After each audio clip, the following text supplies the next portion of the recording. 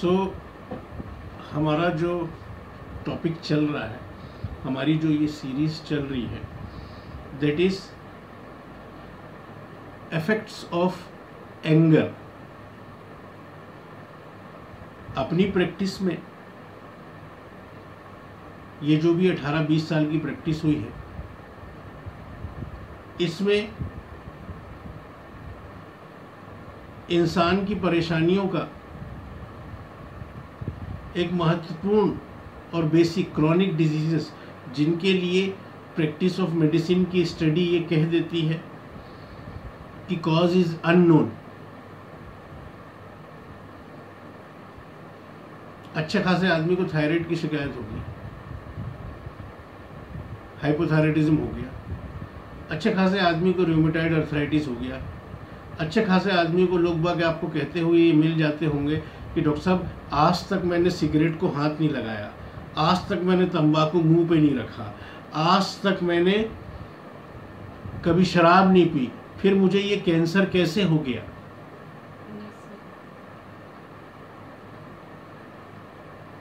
ये बहुत फ्रीक्वेंटली आप लोग सुनते होंगे।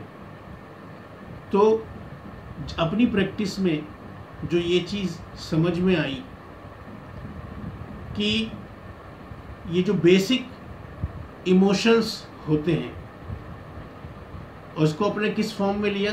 अपन ने सिन के फॉर्म में लिया इसको। क्यों बाइबल जैसी बुक में एंगर को, लस्ट को, ग्रीड को, आलस यानी कि लेजीनेस को, ईगो को, जेलेसी को, इन सारी चीज़ों को क्या बताया? रूट कॉज इंसान की प्रॉब्लम्स का। और जब हम इसको देखते हैं और जब अपने प्रैक्टिस में लेते हैं, और हमारी बहुत खुशकिस्मती ये है कि हमारी होम्योपैथी हमें इस चीज़ का प्रिविलेज देती है कि हम उस जगह जाके सॉर्ट आउट कर सकें। बहुत सारी और ख़ास तौर से हिंदुस्तान में बहुत सारी फीमेल्स मेरे पास ऐसी आती हैं, और आप देख रहे होंगे देयर वेरी कॉमन प्रॉब्लम हो गई है कि पीओसीडी लेके चली आ रही है, पॉलीसिस्टिक ओवेरियन डिजीज लेके चले आ रही हैं, कम उम्र में हाइपोथायराइडिज्म लेके चले आ रहे हैं, कम उम्र में डायबिटीज़ की शिकायत लेके चले आ रहे हैं, मतलब बड़ी बड़ी कॉन्स्टिट्यूशनल डिजीजेस लेके चले आ रहे हैं। और जैसे ही आप उनको प्रोब करते हो, जैसे ही आप उनको खोदते हो, जैसे ही आप जांच पड़ताल करते हो अपने होम्योपैथिक तरीके से, उनका जब एग्जामिनेशन करते हो, तो आपको ये दिखाई देता है, आपको समझ में आता है कि कोई ना कोई किसी के लिए गुस्सा दबा के रखा हुआ है, किसी ने उसके साथ कुछ गलत किया है तो इंडिग्नेशन दबा के रखा है, कोई चोट पाल के रखी है, किसी के लिए नफरत पाल के रखी है, कोई दुख पला हुआ है मन में बहुत ज्यादा। अभी 5 दिन पहले मेरे पास एक लेडी आई, काफी डरी हुई, काफी घबराई हुई। क्या हुआ था उसको? उसके 2.5 साल पहले मीनोपॉज हो गया उसको। अब एकदम से परवेजाइनल ब्लीडिंग होने लगी।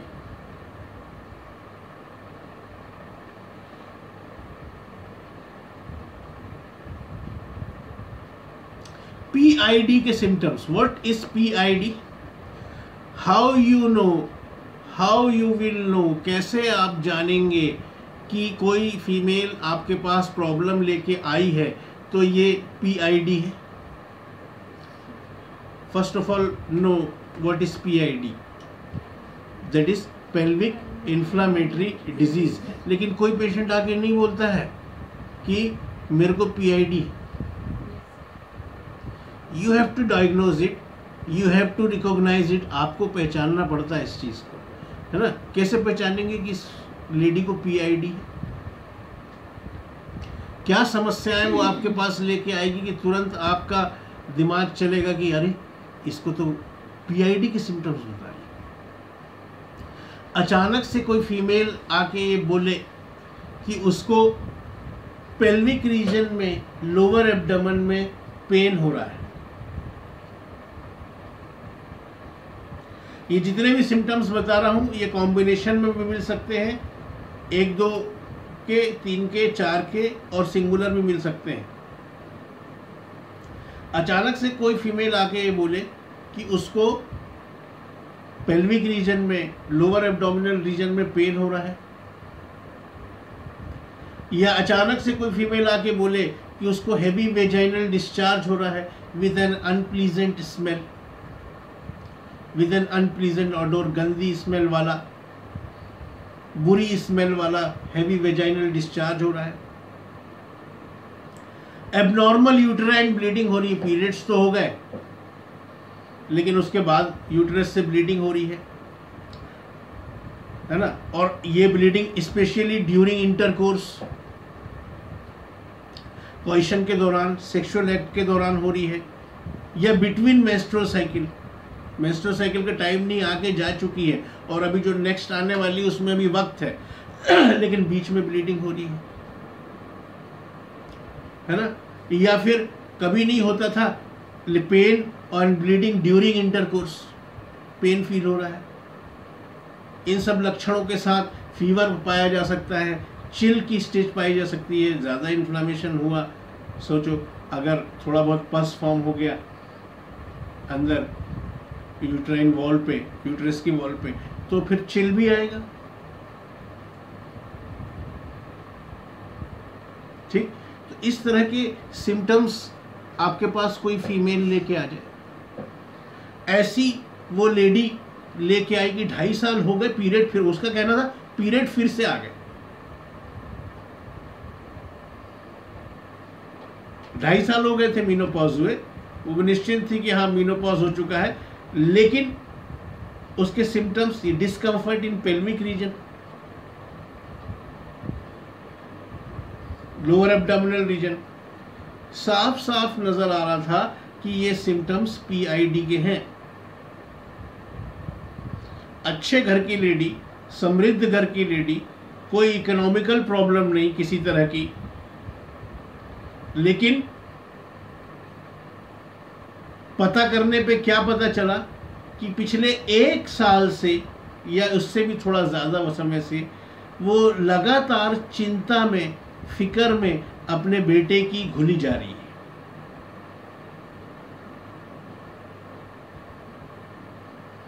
उसका बेटा है, वो कैरियर उसका सही से हो नहीं पा रहा है, वो कुछ एग्ज़ाम्स वगैरह दिया हुआ, उसमें सक्सेस नहीं मिल पा रही है, वो परेशान है, तो अब वो इरिटेट रहने लगा है, अपने अकेला अकेला रहने लगा है, डिप्रेशन में रहने लगा है और चिड़चिड़ करता है छोटी छोटी बात पे। उसको देख देख के वो लेडी दुखी रहती और बल्कि बात करते करते वो रोने लग गई, पपक पपक के रोने लग गई।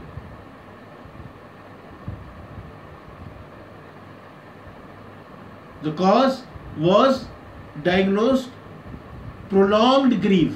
पिछले 1.5-2 साल से वो उस कंडीशन में है, दुखी है बहुत, साइलेंट, किसी को पता नहीं चलता, घर वालों तक को पता नहीं चलने देती है, क्योंकि मेरे को यदि लोग दुखी देखेंगे तो और टेंशन लेंगे। Silent grief, prolonged and silent grief, elements from prolonged grief. बाकी दूसरे अदर लक्षण से, दूसरे अदर सिम्टम्स से the medicine decided was carcinosin. उसको देने के बाद 2 दिन के अंदर ब्लीडिंग बंद हो गई, सारा डिस्कम्फर्ट चला गया। तो इस तरीके से ये चीजें, क्योंकि हम इंसान हैं, हम मशीन नहीं है, एक एक इमोशंस का हमारे ऊपर बहुत गहरा प्रभाव पड़ता है, बहुत गहरा इफेक्ट पड़ता है। तो इसी तरीके से अपन एक एक चीज़ों को लेंगे, लेकिन अभी हमारी सीरीज चल रही है ऑन एंगर। अब अगर यही पीआईडी, यही पेल्विक इन्फ्लेमेटरी डिजीज का कारण अगर एंगर हो, तो उसके केस में ग्रीफ था, प्रोलॉन्ग्ड ग्रीफ, 1.5-2 साल से वो घुल रही है। लेकिन अगर यही पीआईडी के सिम्टम्स हों और इसका कोई ऑफेंस, किसी ने चोट पहुंचाई, गुस्सा या क्रोध कर लिया, झगड़ा हुआ, क्रोध कर लिया, गुस्सा आ गया और इसी पीआईडी जैसे सिम्टम आए और इसकी वजह आपको समझ में आ रही है, एंगर है, देन डॉक्टर मर्फी की रिपर्टरी खोलें। डॉक्टर मर्फी की रिपर्टरी में खोलें आप चैप्टर फीमेल।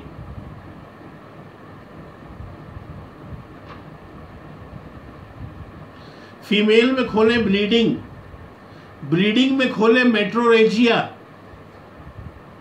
और आजू बाजू देख लो। ब्लीडिंग में खोलें मेट्रोरेजिया और मेट्रोरेजिया में खोलें एंगर आफ्टर। खोले जरा जल्दी से, फटाफट।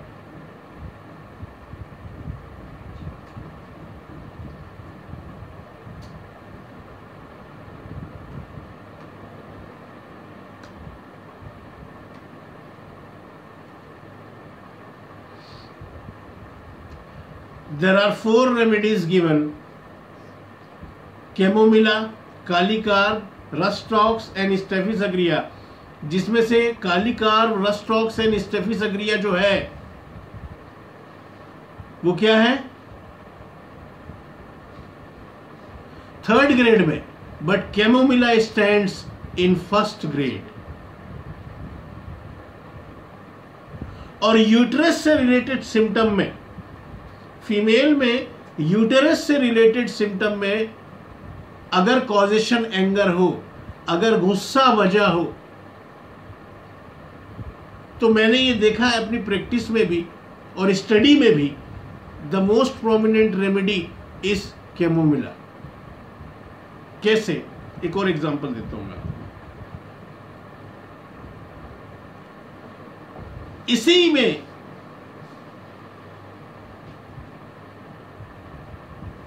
आप फीमेल चैप्टर में ही, डॉक्टर मर्फी की रिपर्टरी में आप फीमेल चैप्टर में ही खोलें क्रैम्पिंग पेन,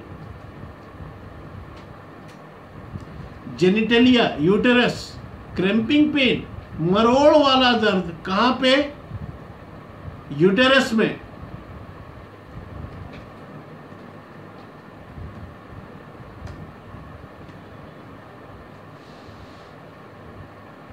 एंगर आफ्टर,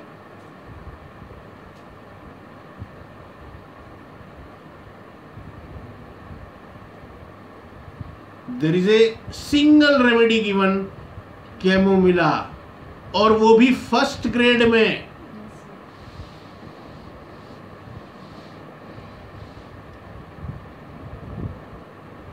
और बताऊं?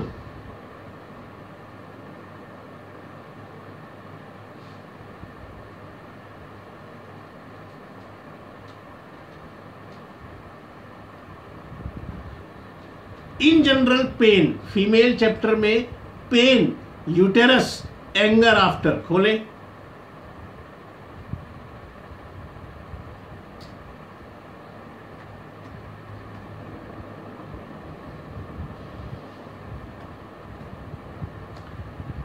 कितनी रेमेडी है? एक रेमेडी दी हुई है बस, कैमोमिला, वो भी 1st ग्रेड में।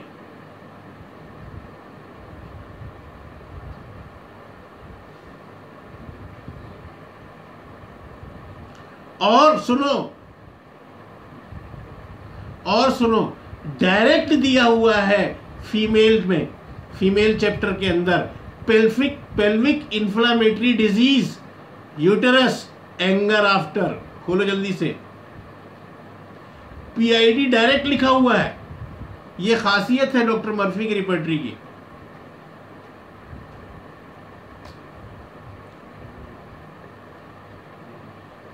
Only single remedy has been given in 2nd grade, and that is chamomilla.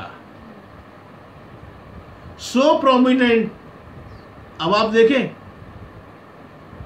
कि किस तरीके से हमारी ये जो रेमेडीज हैं इंसानी जीवन के अलग अलग पहलुओं पे, शारीरिक या मानसिक, सर में, पेट में, यूट्रस में, हार्मोनल सिस्टम में, नर्वस सिस्टम में किस किस तरीके से ये रेमेडीज हमारे प्रभाव डालती है।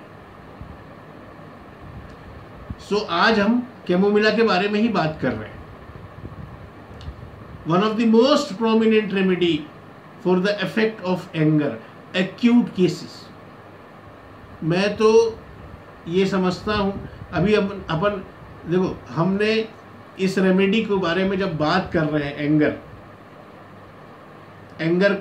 एंगर को बैकग्राउंड में रख के, एंगर के हिसाब से जब हम जब रेमेडी की बात कर रहे हैं और किसी और हिसाब से हम बात नहीं कर रहे, तो इसको हमने दो भागों में बांट दिया है। एक कि एंगर होने से, गुस्से के क्या क्या प्रभाव पड़ रहे हैं, effect, elements due to anger. और दूसरा भाग अपन ने बांटा है डिस्पोजिशन, कि इसका किस तरह का गुस्सा होता है, कैसे हम इसको देख के पहचान लेंगे कि ये कैमोमिला का पेशेंट है। डिस्पोजिशन। और डॉक्टर हेनीमैन ने अपने ऑर्गेनल में क्या कहा है, disposition is the most important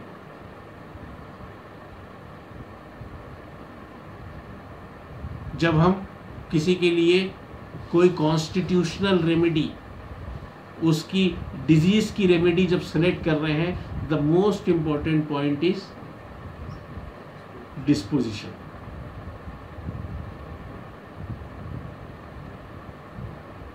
समझ में आया है? और अब लेक्चर जो हम बात करते हैं, कौन से पॉइंट से स्टार्ट होगा और कौन सा मोड़ लेगा, ये मुझे भी नहीं पता होता। These lectures are a very spontaneous lectures। तो अब फीमेल की बात चल गई है, तो हम फीमेल्स से रिलेटेड, क्योंकि फीमेल्स में, खास तौर से फीमेल्स में और चिल्ड्रन में, बच्चों में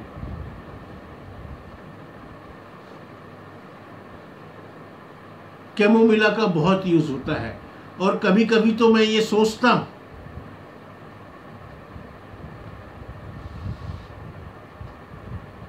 कि अगर कैमोमिला मेरे पास नहीं होती, कैमोमिला का नॉलेज मेरे पास नहीं होता, रेमेडीज लाइक कैमोमिला और सेसिना, जब मैं सफ़र में निकलता हूँ, ठीक है ना, चाहे प्लेन का सफ़र हो चाहे ट्रेन का सफ़र हो, अगर समझदार होम्योपैथ को कैमोमिला और सिना अपने पास रख के चलनी चाहिए।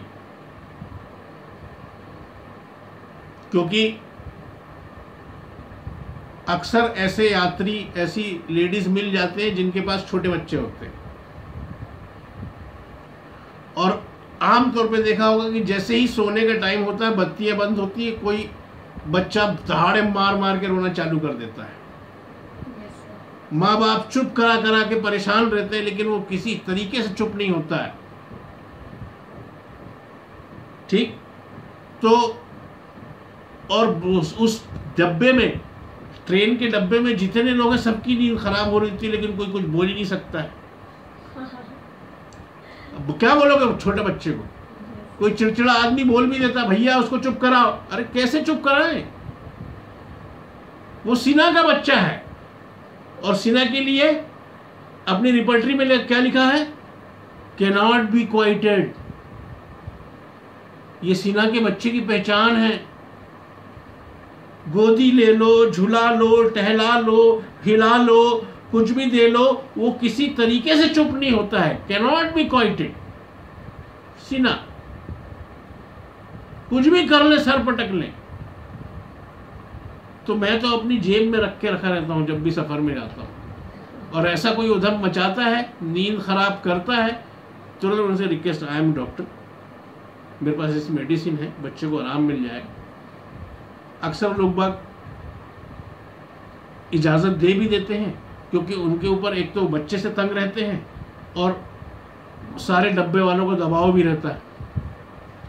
और आम तौर पे एक सिंगल डोज देने के बाद बच्चे चैन से सो जाते हैं, और या तो कैमोमिला सेलेक्ट हो रही होती है या तो सीना सेलेक्ट हो रही होती है।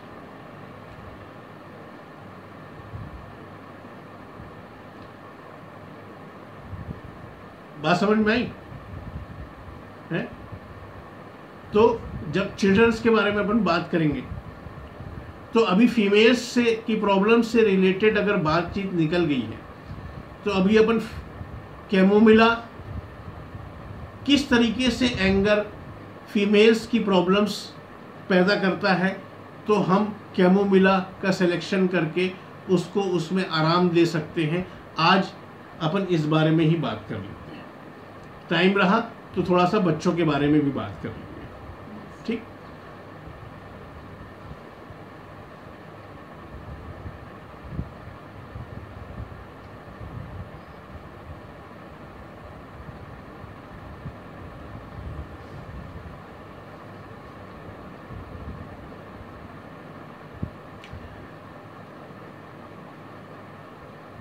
डॉक्टर क्लार्क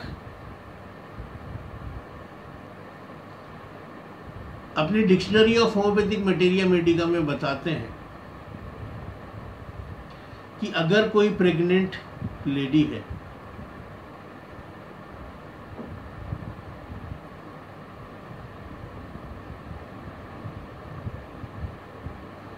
और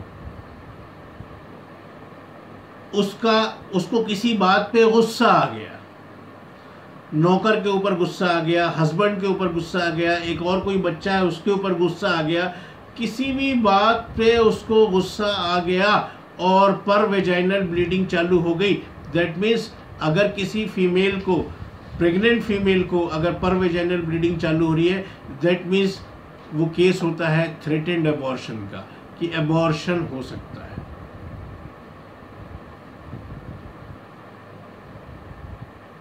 और ऐसा अगर हो जाए और कारण वजह अगर एंगर हो, द रेमेडी इज कैमोमिला। और यही वजह डर हो तो,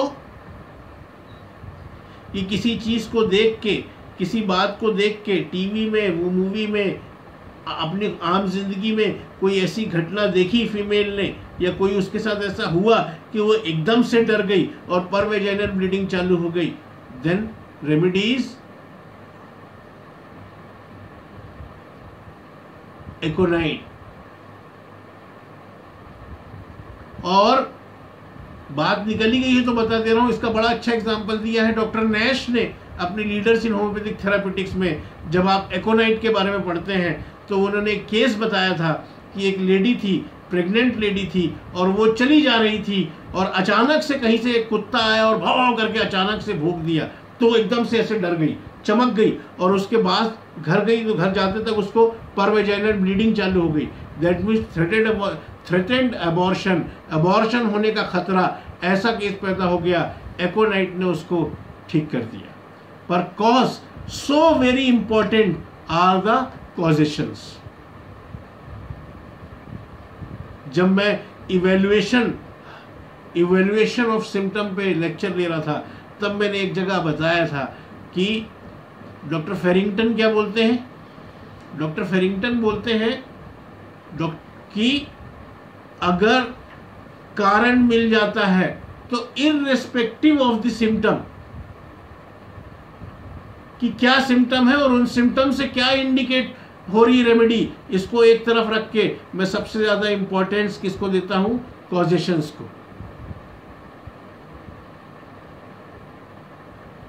और मैक्सिमम केसेस में ऑलमोस्ट करीब करीब बोले मैं सक्सेसफुल होता हूं। डॉक्टर बोगर क्या बोलते हैं अपने टेक्स्ट में, डॉक्टर बोगर क्या बोलते हैं, डॉक्टर बोगर कहते हैं कि जिन केसेस में काफी ढूंढने के बाद भी कॉजेशंस नहीं मिलते हैं, उनमें सिलेक्शन करने में बड़ी मेहनत करनी पड़ती है, परेशानी होती है, और जहां कॉजेशन मिल जाता है वहां सिलेक्शन ईजी हो जाता है।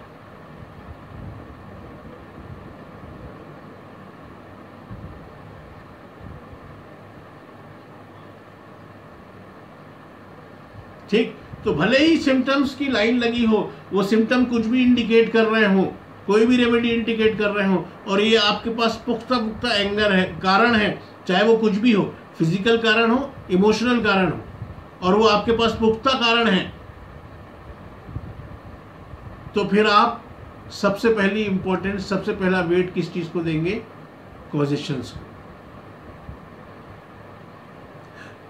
सारे सिम्टम एक तरफ, कॉजेशन एक तरफ, सारी खुदाई एक तरफ और जोरू का भाई एक तरफ। सुना कहावत?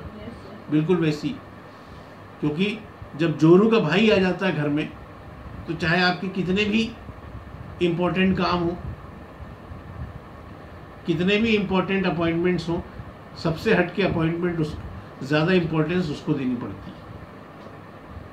देनी पड़ती नहीं देनी पड़ती? अभी जो शादीशुदा नहीं है वो नहीं समझते इस बात को, ठीक है, लेकिन जो शादीशुदा है उनको अच्छी तरीके से मालूम है। ठीक, देना ही पड़ता है ना चाहते हुए। उसी तरीके से कॉजेशंस, एलिमेंट्स, और डॉक्टर हेनीमैन ने भी फिफ्थ अफोरिज्म में क्या बताया है? In acute cases as well as in the whole history of chronic disease the most important points are most probable exciting cause, जिसके से वो चीज एक्साइट हुई है। और हम डेली ऑलमोस्ट बड़ी फ्रीक्वेंटली अपनी प्रैक्टिस में देखते हैं। सो अगर थ्रेटेंड एबॉर्शन का केस है और कॉजेशन एंगर है, then the remedy is chamomilla.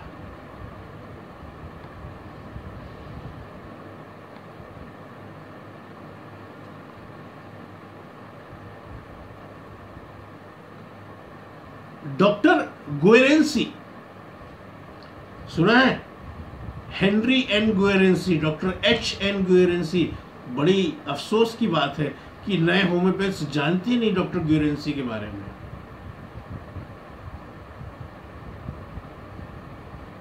और जबकि डॉक्टर गुएरेंसी की कीनोट्स फेमस है, वेरी फेमस। डॉक्टर गुएरेंसी बहुत ज्यादा फेमस। उनके कीनोट्स ही अगर आपने बाय हार्ट कर लिए तो मैक्सिमम केसेस में आप सफलता पा जाएंगे। डॉक्टर गुएरेंसी बड़ा अच्छा डिस्क्राइब करते हुए कहते हैं, और आपने देखा भी होगा, जो लेबर रूम्स में गई होंगी लड़कियां और फीमेल्स को देखी होंगी, अक्सर उस तरह की कंडीशन में आपको इस तरह की, तो क्या बोल रहे हैं कि,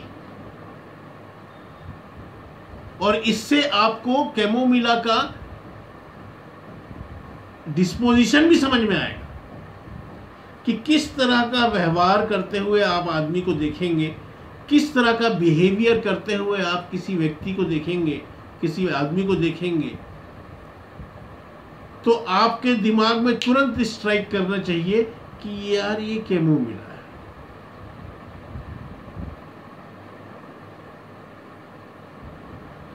है। तो डॉक्टर गुएरेंसी बड़ा अच्छा डिस्क्राइब करते हैं और ये की नोट्स हैं इनके।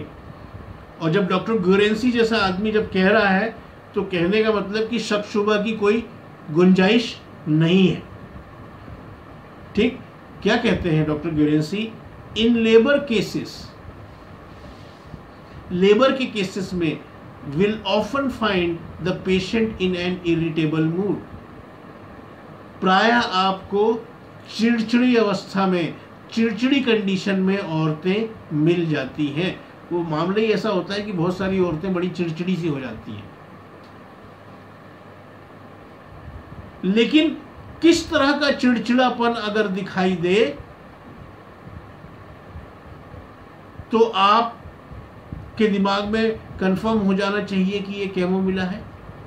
तो डॉक्टर गुएरेंसी बहुत अच्छा डिस्क्रिप्शन दिया उनने, और इतना छोटा सा डिस्क्रिप्शन दिया है कि अगर आपने इस चीज को समझ लिया तो आपने कैमोमिला की एक बहुत ही, समझ लिए, आत्मा पकड़ ली, उसका एसेंस पकड़ लिया किसी के भी केस में।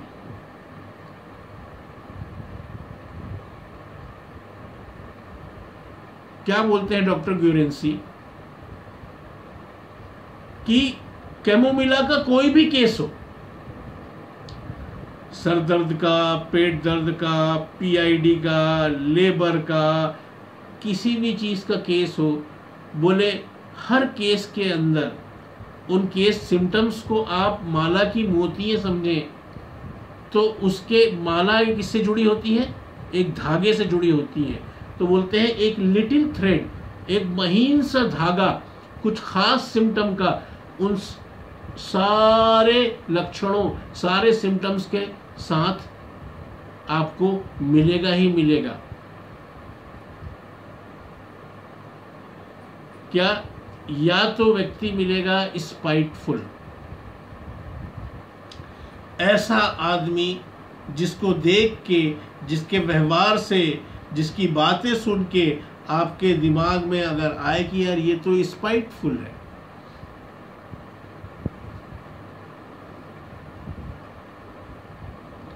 क्या मतलब होता है स्पाइटफुल का? What is the meaning of spiteful?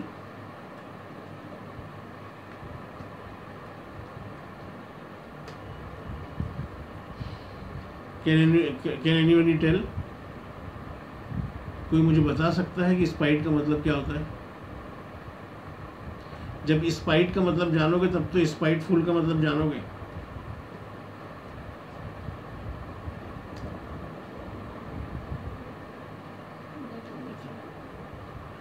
Chamomilla ऐसी रेमेडी है जिसको आप फर्स्ट ईयर से पढ़ते हैं, और कैमोमिला में जगह जगह लिखा है स्पाइटफुल।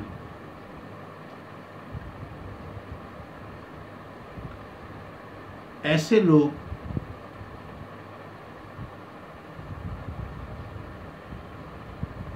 जिनकी ये खसलत होती है, जिनकी ये आदत होती है, जिनके ये मिजाज में होता है दूसरों को चिढ़ दिलाना, दूसरों को चोट पहुंचाना, जिनकी आदत में शुमार होता है, जिनके व्यक्तित्व का हिस्सा होता है,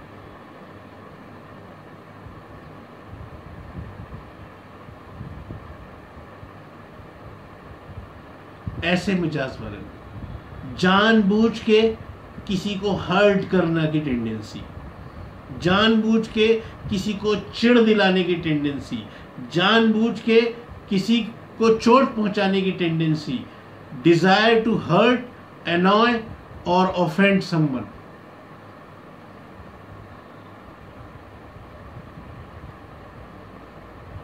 इस तरह के बच्चे आपने अक्सर देखे होंगे, जबरदस्ती चिकोटी काट लेना, तंग करना, परेशान। छोटे भाइयों बहनों को बहुत परेशान करते हुए मिल जाएंगे। वो चिढ़ता है, वो रोता है तो उनको बड़ा मजा आता है। या कोई ऐसी हरकत करेंगे, अगर एडल्ट्स होंगे तो उसको, या क्लास में थोड़े बड़े बच्चे होंगे तो उसको मैडम से ऐसी करना कि उसको डांट पिटवा देना, किसी तरीके से उस चिढ़ दिला देना। ऑफिस में है तो बॉस से डांट पड़वा देना, है ना, झगड़ा करवा देना। इस तरह की तो ऐसी बातें बोलना जिससे आदमी को चोट पहुंचे, आदमी को हर्ट फील हो, आदमी चिढ़ जाए। स्पाइटफुल, ऐसी हरकतें करता हुआ कोई आदमी मिल जाए तो वो होता है स्पाइटफुल। और स्पाइटफुल होना एक कैमोमिला के बच्चे का और कैमोमिला का इन जनरल एक कैरेक्टर होता है। डॉक्टर ग्योरेंसी कहते हैं a small thread of some symptoms runs throughout in chamomilla patient. उसमें से एक है स्पाइटफुल, समझ गए?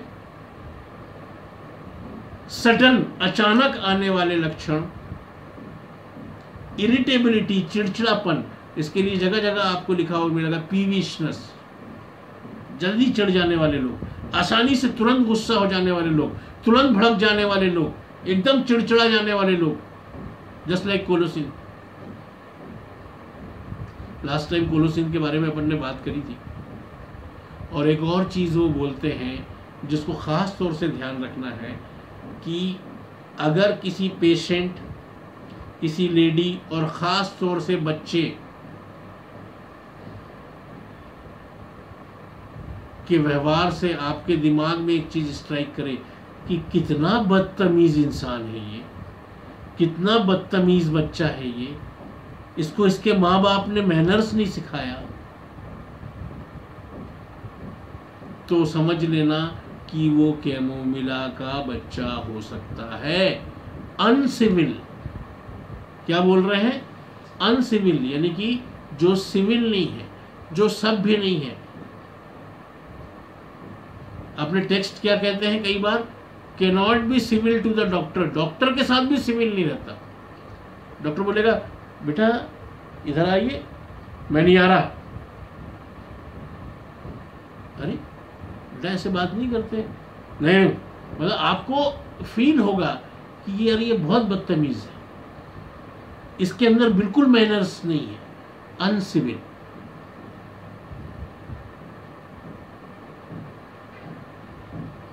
कभी भी सभ्य तरीके से जवाब नहीं देगा।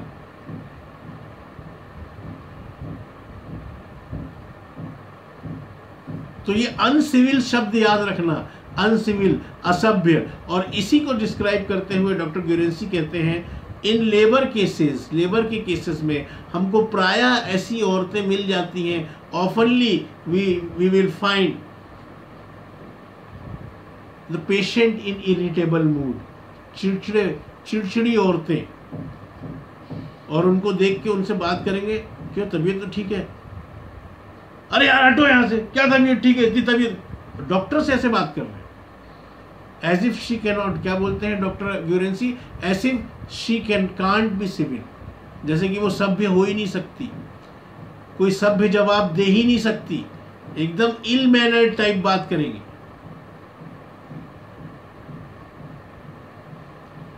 अब डॉक्टर पूछने गया उससे कि भैया कोई तकलीफ तो नहीं है? अरे यार बहुत, तो जाए यार यहाँ से। इस तरीके से कोई बात करता है डॉक्टर से? ऐसा इरिटेबल मूड, ऐसा अनसिविल, वेरी स्नैपिश, है ना? बात करे, जवाब ऐसे दे कि ऐसा लगा कोई चाटा मार दिया हो, कोई जूता उठा के मार दिया।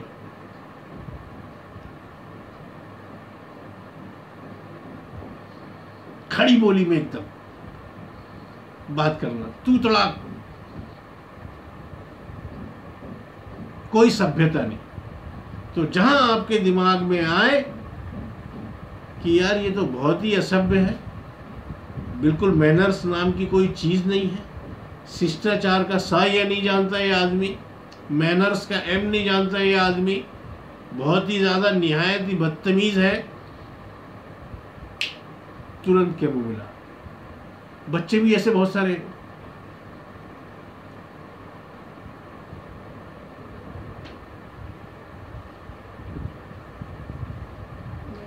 बात समझ में आई है? तो ये कुछ खास उसकी डिस्पोजिशन की बातें हो गई। Now coming back to the point, हम बात कर रहे थे कि फीमेल्स के केसेस में किस किस तरीके से एंगर इफेक्ट पहुंचाता है। तो हमारे पास समाधान के रूप में, सॉल्यूशन के रूप में कैमोमिला होती है।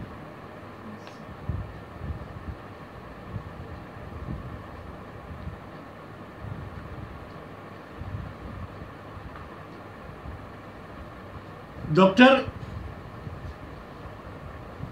हेरिंग, डॉक्टर केंट और हमारी रिपोर्टरीज में एक चीज लिखी हुई है, अच्छी खासी लेडी है, उसको कभी भी डिस्मेनोरिया की शिकायत नहीं होती है, पेनफुल मेंसेस नहीं होते हैं, और मेंसेस आने वाले हैं या मेंसेस चालू हुए हैं और वहीं उसका हस्बैंड से झगड़ा हो गया, या घर में पापा ने डांट दिया, या किसी भी वजह से कोई उसकी मर्जी की चीज नहीं हुई और उसको गुस्सा आ गया, और उसको कभी dysmenorrhoea, painful menses. Doctor Kent के लेक्चर में भी आपको इसका जिक्र मिल जाएगा, डॉक्टर हेरिंग की guiding symptoms of materia medica में भी आपको मिल जाएगा, हमारी डॉक्टर सिंथेसिस रिपर्टरी में, डॉक्टर मर्फी की रिपर्टरी में, तमाम रिपर्टरीज में आपको ये मिल जाएगा कि dysmenorrhoea after fit of anger, after anger dysmenorrhoea, dysmenorrhoea follow anger.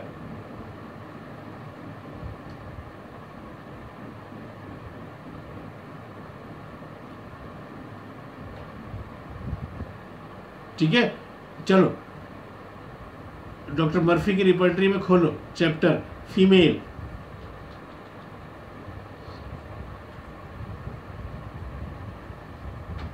Female में खोलो डिस्मेनोरिया, एंगर फ्रम।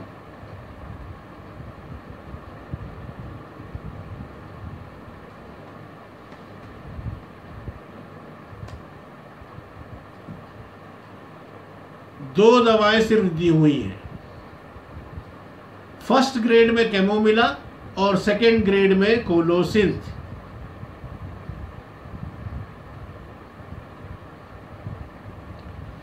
अपने मटेरिया मेडिका में बहुत जगह एक खास तरीके के फीवर का जिक्र आता है जो आमतौर पे दूध पिलाने वाली माओं को होता है, जिनको मिल्क आ रहा होता है। आमतौर पे मिल्क फीवर सुना है नाम? ये बहुत सारी फीमेल्स बैठी हुई हैं और ऐसी भी बैठी हुई हैं जो कॉलेजेस में पढ़ा रही हैं, ऐसी भी बैठी हुई हैं जिनकी इंटर्नशिप चल रही है, जो पास आउट कर चुके हैं होम्योपैथी BHMS। मिल्क फीवर सुना कभी नाम?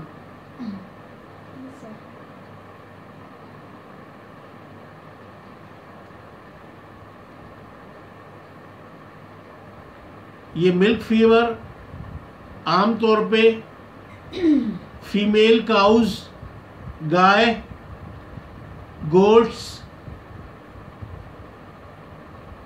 एंड ह्यूमन फीमेल में पाया जाता है जिनका अभी अभी बच्चा हुआ है। इसमें बुखार के साथ स्वेलिंग ऑफ ब्रेस्ट पाया जाता है।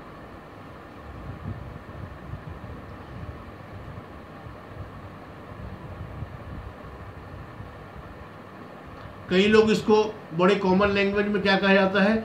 Mastitis, fever after breast feeding.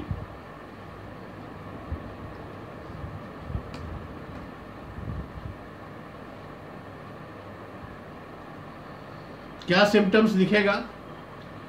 अभी बच्चा पैदा हुआ है लेडी को, फीमेल को, और उसने दूध पिलाना अभी अभी चालू किया है।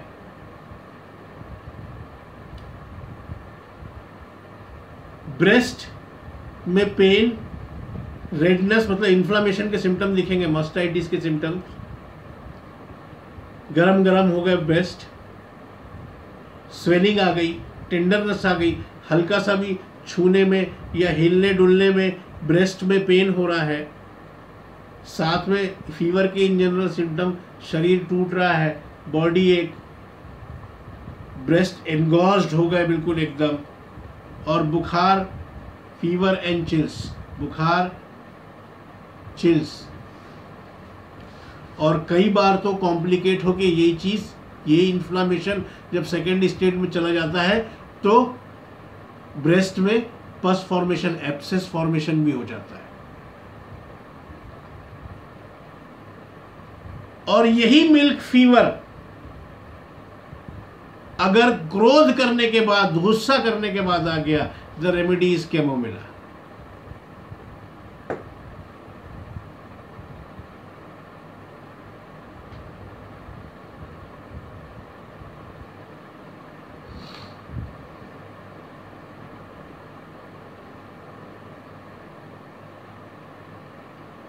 ठीक है, फीमेल प्रॉब्लम में बहुत यूज है इसका। जैसे आपने जब एक बहुत बड़ी पॉलीक्रस रेमेडी कैलकेरिया कारक के बारे में जब पढ़ा होगा तो आपने देखा होगा कि emotional excitement brings return of menstrual flow. अभी मेंसेस आने की डेट दूर है,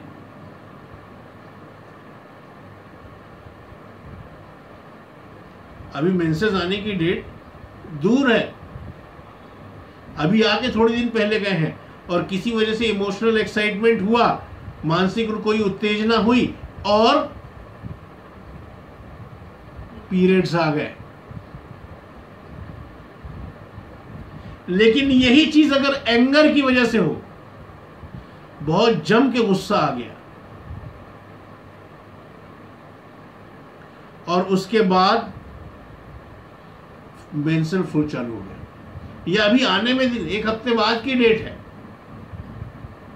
और गुस्सा आ गया किसी बात पे, मन की पूरी नहीं हुई, डांट पड़ गई, झगड़ा हो गया, गुस्सा आ गया और मेंस्ट्रुअल फ्लो आ गया। खोलें आप फीमेल चैप्टर में मेंसेस, डॉक्टर मर्फी की रिपर्टरी में फीमेल चैप्टर में मेंसेस, मेंसेस के अंदर दिया हुआ है anger brings on the flow, there are true remedies. अगर गुस्से की वजह से आ जाए तो कैमोमिला एंड नेट्राम्यूर,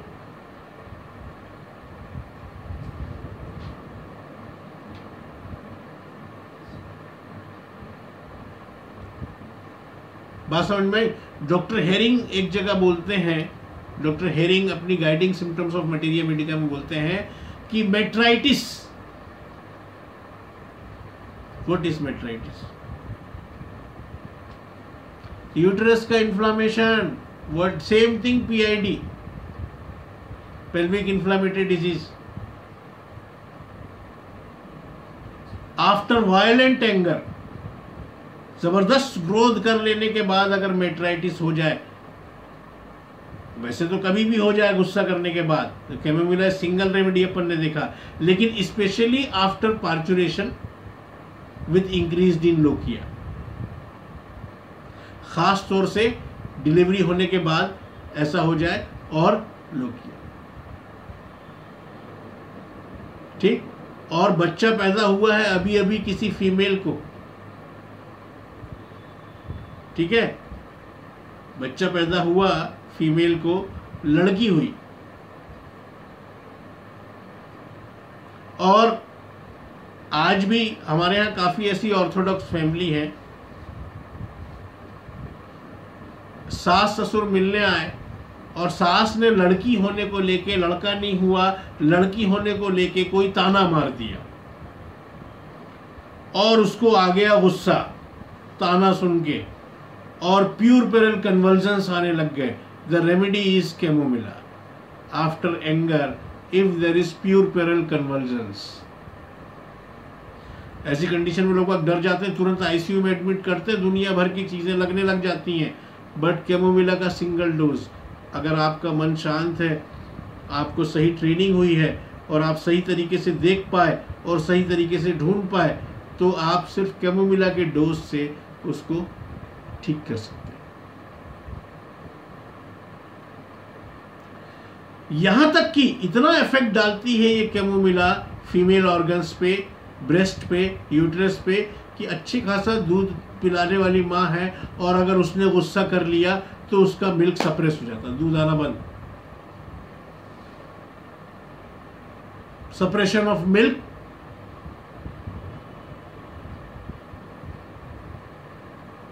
और ये देखो क्यों इसको सिन कहा जाता है। एक जगह बड़ा अच्छा अपने यहाँ टेक्स्ट में, शायद डॉक्टर हेरिंग, पक्का मुझे याद नहीं, क्या कहा गया है, क्रोध माँ के मिल्क को दूषित कर देता है, जहरीला कर देता है, विशिएटेड कर देता है।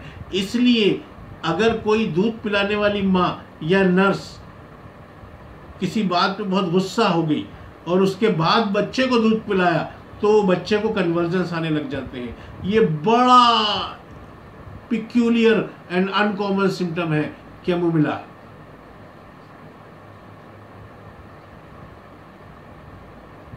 अजीब सा लगता है सुन के, है? तो दो दवाएं इसके लिए होती हैं, कैमोमिला एंड नक्सोमिका। कि मदर ने, दूध पिलाने वाली माँ ने अगर गुस्सा कर लिया और उसके बाद जब वो बच्चे को दूध पिलाया तो बच्चे को कन्वर्जन्स आने लग गए। डॉक्टर बोरिक की रिपर्टरी में नर्वस सिस्टम के अंदर, कन्वर्जन्स के अंदर दिया हुआ है, anger affects mother's milk, chamomilla and nux vomica, 2 remedies are given.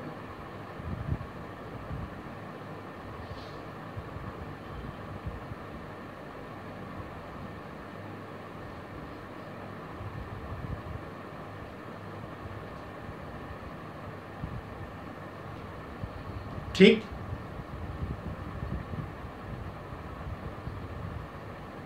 सो इतने अलग अलग तरीके से ये रेमेडी फीमेल्स ऑर्गन्स को इफेक्ट डालती है। एंगर, अगर क्रोध, जैसा कि अपन ने बात किया था,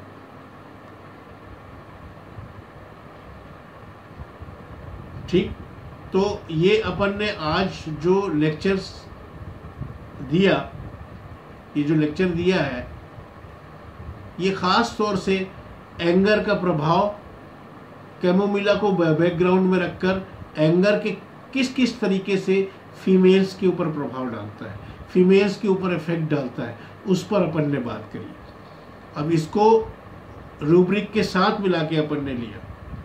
अब और एंगर से इन जनरल और बच्चों में और इन जनरल एंगर कैसा कैसा इफेक्ट डाले किसी इंसान के ऊपर, कैसे कैसे उसको बीमार करे ये क्रोध, उसके बारे में हम नेक्स्ट क्लास में हम बात करेंगे, नेक्स्ट लेक्चर में बात करेंगे। और उसके बाद इसके डिस्पोजिशन के बारे में बात करेंगे, जिससे कि हम देखते ही कैमोमिला को पेशेंट को पहचान लें कि ये कैमोमिला का पेशेंट है। ठीक, स्टॉप।